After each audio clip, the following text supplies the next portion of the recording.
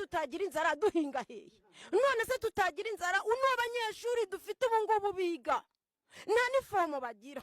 Ikintu kimbabaza umurenge wa Akarere ka Rulindo ni umunyeshuri witurunya ati ngiye ku kigo kwiga, nta muntu w'umunyeshuri baha igikoresho, inifomo ntayo, ibyo biryo ntabyo babona, n'utwo babahaye batubacyurira ngaha ni kiruri rwose.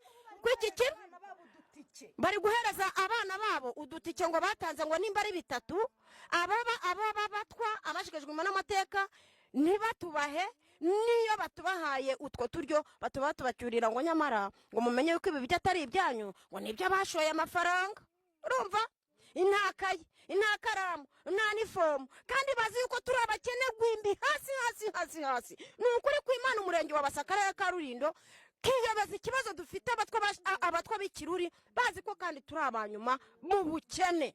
Njye ubu narumiwe, nyamara navuga gutyo ngo ndi kuvugagura ngo ndi kuvuga nabi. Bayobozi ibisigaye niyo baduhaye amafaranga y'icyuzi, uba abana bacu baba bambaye uniform, aba bana bacu baba bambaye inkweto, niba bajya ku ishuri batambaye inkweto, mwabavandimwe mwe. Ikindi nongeye kumigwa, bayobozi muri kunyumva, ngiye kumva numva ngo abasaza bose bo mudugudu wa Kiruri babashigajwe inyuma n'amateka n'abakecuru barimo ngo bavuye muri VUP n'umwana w'umwega niho rawumve.